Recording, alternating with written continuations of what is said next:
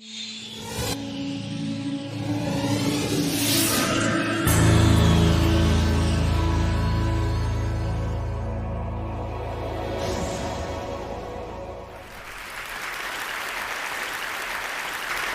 I was 9 years old, I went off to summer camp for the first time, and my mother packed me a suitcase full of books, which to me seemed like a perfectly natural thing to do, because in my family, reading was the primary group activity.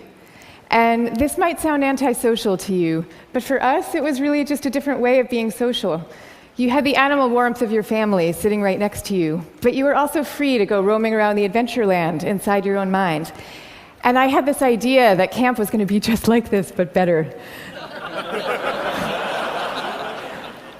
I had a vision of 10 girls sitting in a cabin, cozily reading books in their matching nightgowns. Camp was more like a keg party without any alcohol. And on the very first day, our counselor gathered us all together, and she taught us a cheer that she said we would be doing every day for the rest of the summer to instill camp spirit. And it went like this. R-O-W-D-I-E, that's the way we spell rowdy, rowdy, rowdy. Let's get rowdy. Yeah. So I couldn't figure out for the life of me why we were supposed to be so rowdy, or why we had to spell this word incorrectly.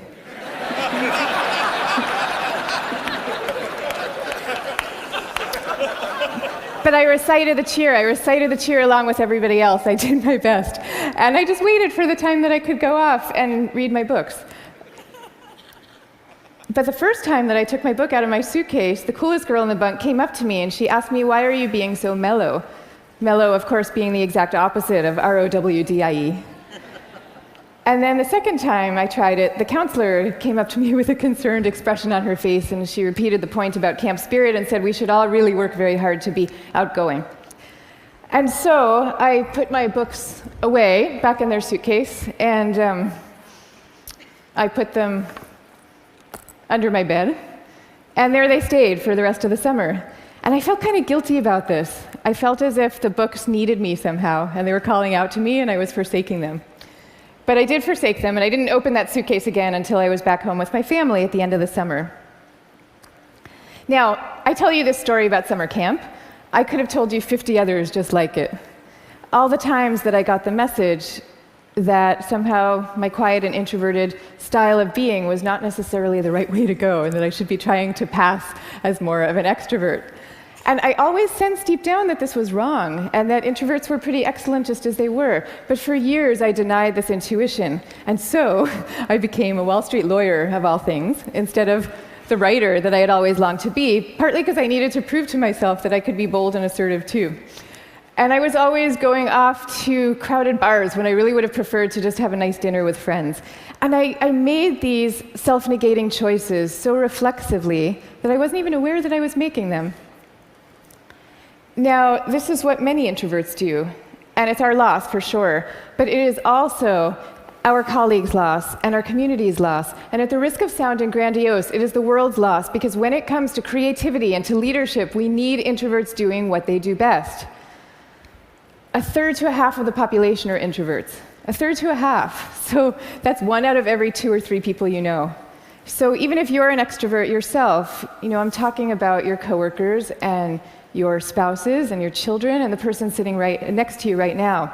All of them subject to this bias that is pretty deep and real in our society. We all internalize it from a very early age without even having a language for what we're doing.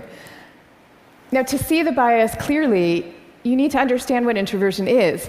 And it's different from being shy. Shyness is about fear of social judgment. Introversion is more about how do you respond to stimulation, including social stimulation. So extroverts really crave large amounts of stimulation, whereas introverts feel at their most alive and they're most switched on and they're most capable when they're in quieter, more low-key environments. Not all the time, these things are an absolute, but a lot of the time. So the key then to maximizing our talents is for us all to put ourselves in the zone of stimulation that is right for us. But now here's where the bias comes in. Our most important institutions, our schools and our workplaces, they are designed mostly for extroverts, and for extroverts' need for lots of stimulation. And also, we are living through this belief system. We have a belief system right now that I call the new groupthink, which holds that all creativity and all productivity comes from a very oddly gregarious place. So if you picture the typical classroom nowadays, when I was going to school, we sat in rows. We sat in rows of desks like this, and we did most of our work pretty autonomously. But nowadays, your typical classroom has pods of desks of 4 or 5 or 6 or 7 kids all facing each other. And kids are working in countless group assignments, even in subjects like math and creative writing, which you would think would depend on solo flights of thought. Kids are now expected to act as committee members.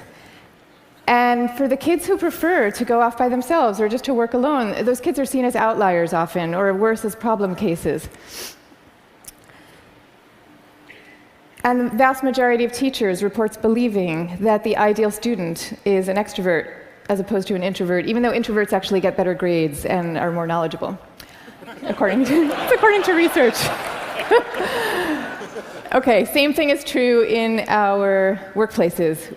Most of us work in open plan offices without walls, where we are subject to the constant noise and gaze of our coworkers. And when it comes to leadership, introverts are routinely passed over for leadership positions, even though introverts tend to be very careful, much less likely to take outsized risks, which is something we might all favor nowadays.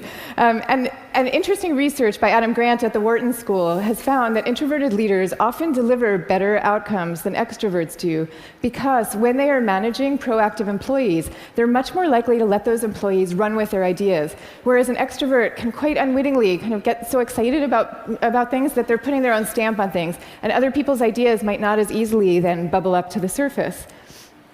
Now, in fact, some of our transformative leaders in history have been introverts. I'll give you some examples.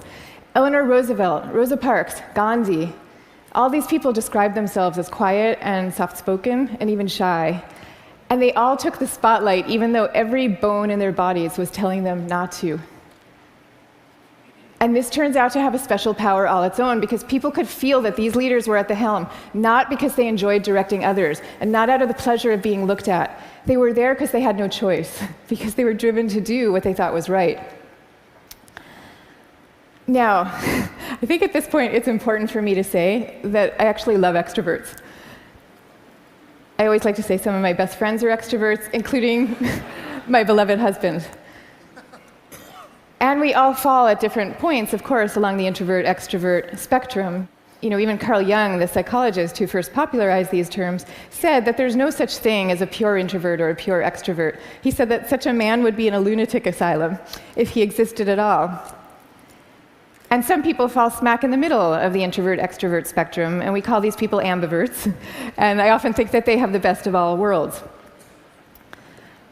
But many of us do recognize ourselves as one type or the other. And what I'm saying is that culturally, we need a much better balance. We need more of a yin and yang between these two types.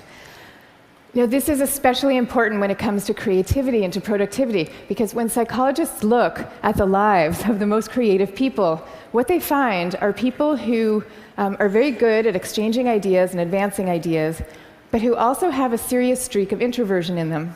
And this is because solitude is a crucial ingredient often to creativity. So Darwin, he took long walks alone in the woods and emphatically turned down dinner party invitations. Theodore Geisel, better known as Dr. Seuss, he dreamed up many of his amazing creations in a lonely bell tower office that he had in the back of his house in La Jolla, California. And he was actually afraid to meet the young children who read his books for fear that they were expecting him to be this kind of jolly Santa Claus-like figure and would be disappointed with his more reserved persona. Steve Wozniak invented the first Apple computer sitting alone in his cubicle in Hewlett-Packard, where he was working at the time. And he says that he never would have become such an expert in the first place had he not been too introverted to leave the house when he was growing up. Now, of course, this does not mean that we should all stop collaborating. And case in point is Steve Wozniak famously coming together with Steve Jobs to start Apple Computer. But it does mean that solitude matters, and that for some people, it is the air that they breathe. And in fact, we have known for centuries about the transcendent power of solitude. It's only recently that we've strangely begun to forget it. If you look at most of the world's major religions, you will find seekers Moses, Jesus, Buddha, Mohammed, seekers who are going off by themselves, alone, to the wilderness, where they then have profound epiphanies and revelations that they then bring back to the rest of the community. So no wilderness, no revelations. This is no surprise, though, if you look at the insights of contemporary psychology. You know, it turns out that we can't even be in a group of people without instinctively mirroring and mimicking their opinions, even about seemingly personal and visceral things like who you're attracted to. You will start aping the beliefs of the people around you without even realizing that that's what you're doing. And groups famously follow the opinions of the most dominant or charismatic person in the room, even though there's zero correlation between being the best talker and having the best ideas. I mean, zero. So you might be following the person with the best ideas, but you might not. And do you really want to leave it up to chance? Much better for everybody to go off by themselves, generate their own ideas, freed from the distortions of group dynamics, and then come together as a team to talk them through in a well-managed environment and take it from there. Now, if all this is true, then why are we getting it so wrong? Why are we setting up our schools this way and our workplaces? And why are we making introverts feel so guilty about wanting to just go off by themselves some of the time? One answer lies deep in our cultural history. Western societies, and in particular the US, have always favored the man of action over the man of contemplation. And man of contemplation. But in America's early days, we lived in what historians call a culture of character, where we still, at that point, valued people for their inner selves and their moral rectitude. And if you look at the self-help books from this era, they all had titles with things like character, the grandest thing in the world. And they featured role models like Abraham Lincoln, who was praised for being modest and unassuming. Ralph Waldo Emerson called him a man who does not offend by superiority. But then we hit the 20th century, and we entered a new culture that historians call the culture of personality. You know, what happened is we had evolved from an agricultural economy to a world of big business. And so suddenly people are moving from small towns to the cities. And instead of working alongside people they've known all their lives, now they are having to prove themselves in a crowd of strangers. So quite understandably, qualities like magnetism and charisma suddenly come to seem really important. And sure enough, the self-help books change to meet these new needs. And they start to have names like How to Win Friends and Influence People. And they feature as their role models really great salesmen. So that's the world we're living in today. That's our cultural inheritance. Now, none of this is to say that social skills are unimportant. And I'm also not calling for the abolishing of teamwork at all. The same religions who send their sages off to lonely mountaintops also teach us love and trust. And the problems that we are facing today in fields like science and in economics are so vast and so complex that we are going to need armies of people coming together to solve them, working together. But I am saying that the more freedom that we give introverts to be themselves, the more likely that they are to come up with their own unique solutions to these problems. So now, I'd like to share with you what's in my suitcase today.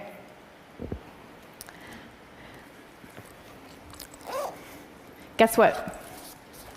Books. I have a suitcase full of books. Here's Margaret Atwood, Cat's Eye. Here's a novel by Milan Kundera. And here's The Guide of the Perplexed by Maimonides. But these are not exactly my books.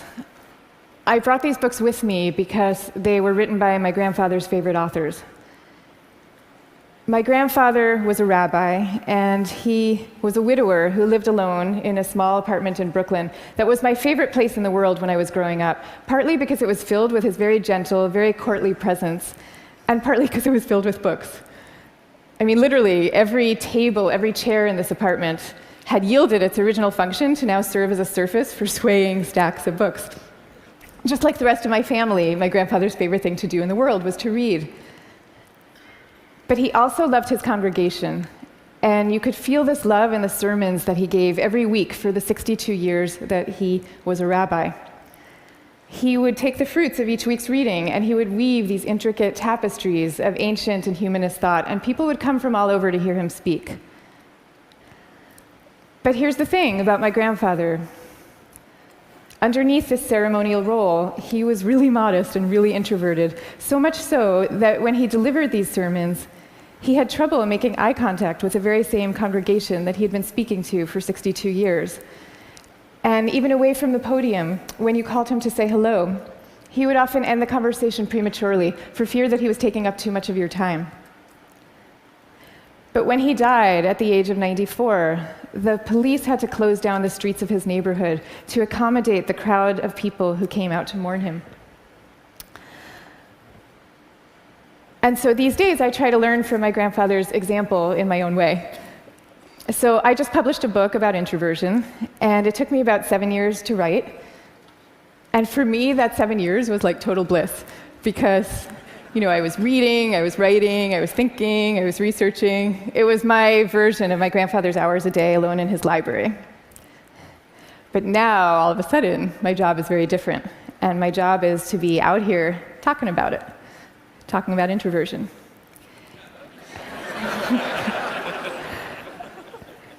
And that's a lot harder for me, because as honored as I am to be here with all of you right now, this is not my natural milieu. So I prepared for moments like these as best I could. I spent the last year practicing public speaking every chance I could get, and I called this my year of speaking dangerously. And that actually helped a lot. But I'll tell you, what helps even more is my sense, my belief, my hope, that when it comes to our attitudes to introversion and to quiet and to solitude, we truly are poised on the brink of dramatic change. I mean, we are. And so I am going to leave you now with 3 calls for action for those who share this vision. Number 1, stop the madness for constant group work. Just stop it. Thank you.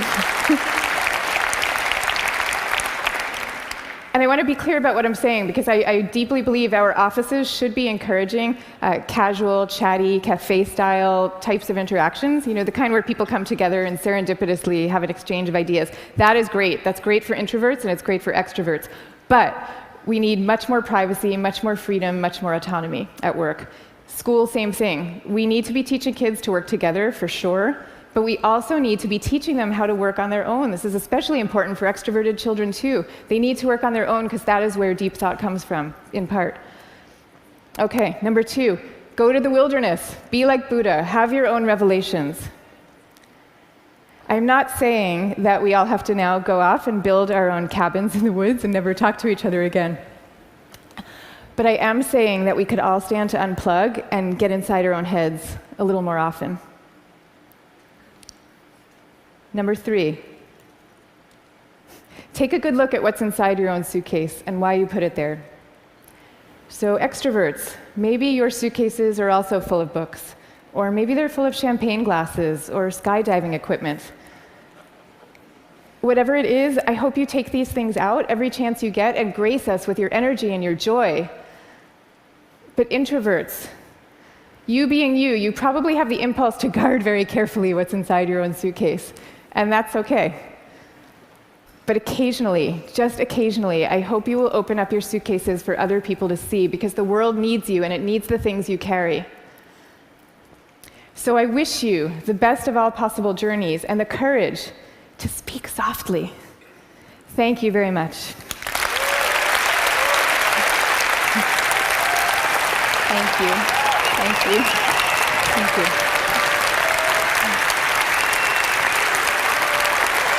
Thank you.